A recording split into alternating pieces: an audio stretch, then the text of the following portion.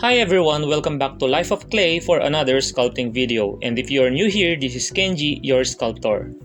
And this time, I will be making the prehistoric giant sea scorpion Jaekelopterus rhenaniae, and this is our first sculpture of this year 2023.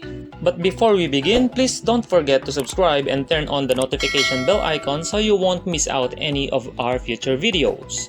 So without further ado, come bring the clay on and let's bring this prehistoric sea scorpion to life.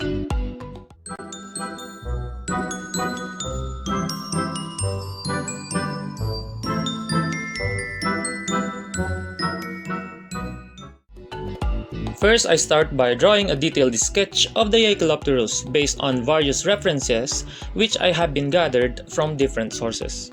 But I didn't model this one for a museum, therefore I didn't have to stick stiffly to evidence. I allow myself to imagine as an artist and use the anatomical details of its existing relatives as well. Now let's build its armature using this 1mm stainless steel wire, which I bend into hook shape and apply epoxy on it and bulk it up with aluminum foil. Now I wrap around cotton twine on it and brush it with clear resin. Then I just set it aside to cure. Let us now start sculpting its head or its prosoma by covering it with a thin sheet of clay, shape it out into trapezoid shape, and I just add contour on its head's carapace. Then I make two sockets on both sides for its eyes and embed this pair of pre-baked oval-shaped piece of clay. Then I also embed this pair of median ocelli on this upper portion of its eyes. Then I just add more contour and texture to its head based on the horseshoe crab and land scorpions. Jaekelopterus rhenaniae, also called Pterygotus rhenanius, is one of the extinct aquatic arthropods, and its fossils have been discovered in deposits of early Devonian age. Otto Jaekel is the German paleontologist who described this species in 1914, and the generic name is a combination of his name Jaekel and the Greek word pteron, meaning wing. Then I add more clay and work on its forebody. I just blend it in and add surface and abdominal plates that forms the segments of its body called tergites and sternites. Let us now work on its ventral details. I just cut this thin snake of clay into pairs of small pieces. Then I apply liquid polymer clay on the surface and attach this coxae.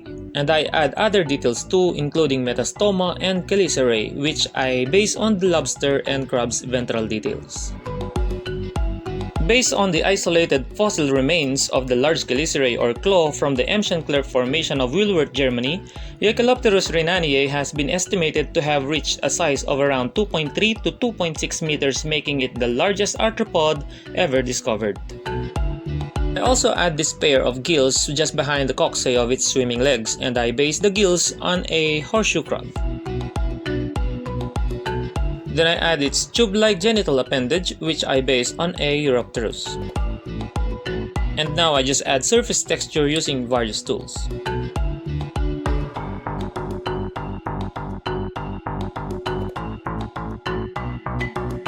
Then adding poke holes to all the appendages area. Then I can still hold the armature a little bit, so I continue sculpting the middle part of its body, and same procedure is applied.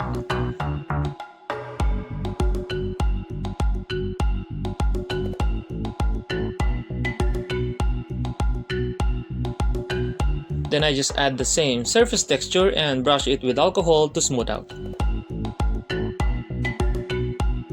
Now it's ready for its first baking.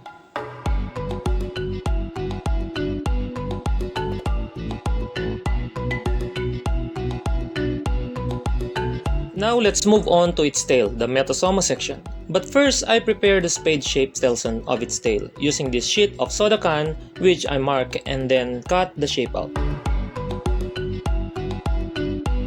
Then I just attach it to the tail end using 2 parts epoxy, which I then set aside to cure. We can now sculpt the metastoma. Same procedure is also applied, but this section is gradually narrowed. Although Eurypterids such as Jaekelopterus are often called sea scorpions, the strata in which Jaekelopterus fossils have been found suggest that it lived in freshwater environment.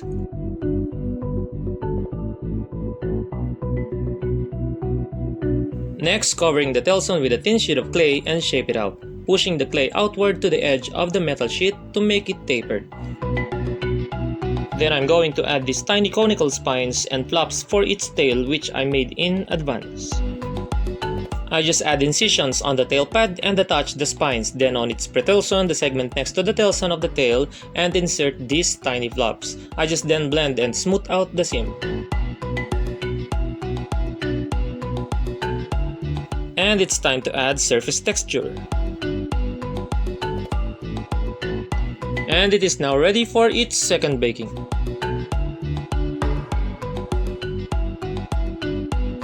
Now let's move on and make its claws. I use 1mm stainless steel wire and will attach this small piece of wire for the pincers, which I'll then bend in half. And I just use an ordinary sewing yarn in binding them together. And I apply clear resin to saturate the yarn, and it will act as adhesive.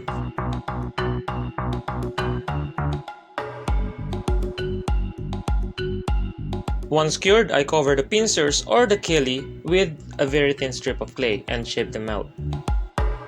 Then I just cover the rest of the claw, shaping them out, and I add tiny spines on the inner side of the femur and on the brachium and some of the denticles of its Chelicerae rami. The robust Chelicerae and compound eyes of Jaekelopterus rhenaniae indicate it was active and powerful with high visual acuity, most likely an apex predator in the ecosystem of early Devonian Euramerica. The reason behind the sudden death of the sea scorpions and scores of other marine and terrestrial animals of the period was due to the mighty Permian extinction. This is the worst extinction event in the history of life, took the lives of more than 96% of all marine life on Earth. Then I partially cured them with heat gun and resume adding the rest smaller denticles on its pincers, and after that, to final curing, they go.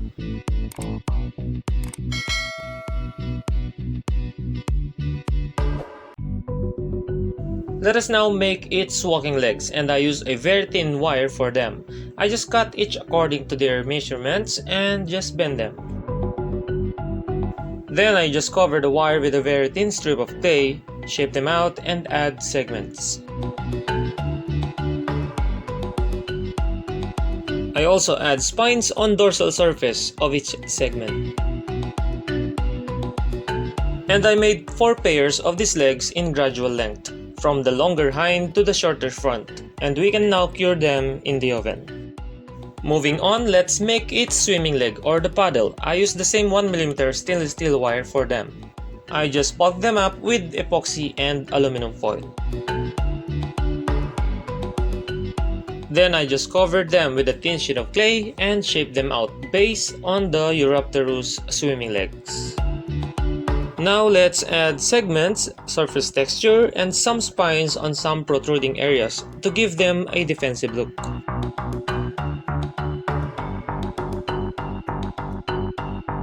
And after that, I just put them in the oven to cure.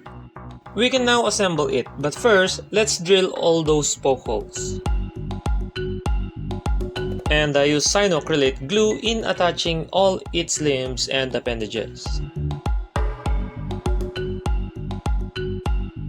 And for its genital appendages and mouth parts, I just cut pieces of plastic bristles and attach them. Let's move on in building its base. Let's start by making the kelp, and I use 1mm stainless steel wire for it, which I had bent and twisted a little bit. Then I just cover it with a thin roll of clay, closing the seam, and pinch both sides into thin taper edge. Then I just make its edges wavy using various tools. I also add some vein texture on the surface of the kelp, and after that I just cure them with heat gun. I use this small plyboard cutout for its base, and I attach a small piece of epoxy compound on top of it. I'll then add poke holes on it, and here the kelp's wire will be stick. Then I just cover the rest of the surface with air dry clay, texturing it using crumpled aluminum foil, adding small rocks and a single wandering trilobite. Then I just attach the kelps to the base using glue. And in attaching the Jaekelopterus on the tip of the kelp, I just drill a small hole on its side and just mount it. And it's now time to paint them. I first prime them with gray gesso to give them a rough surface base. Then after that, I start painting the Jaekelopterus first, and all the paints that I will be using in this piece will be flashed on the screen, or you can check out the description box below for the list of all the materials I use.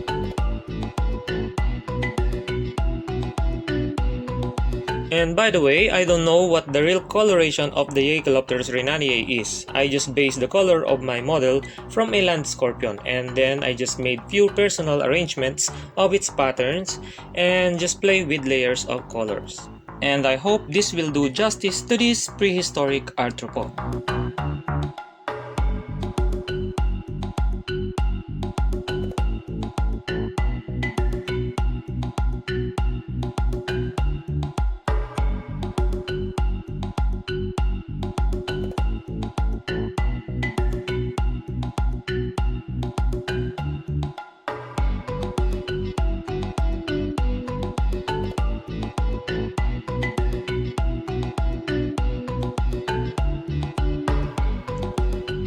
Yes, you are correct, adding these tiny speckles is indeed time consuming, but I enjoy it though.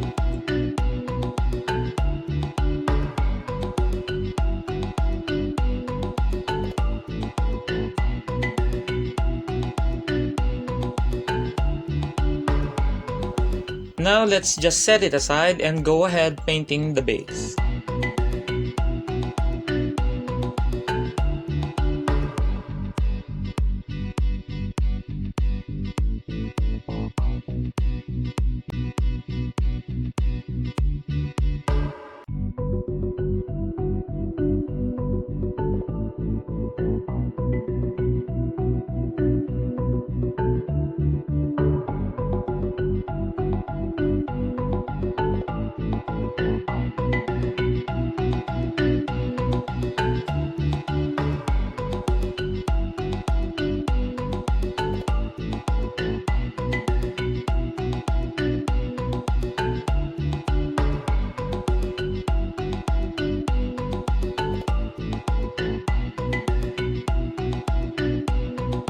And now the painting is done, we can now seal them with satin water-based polyurethane varnish.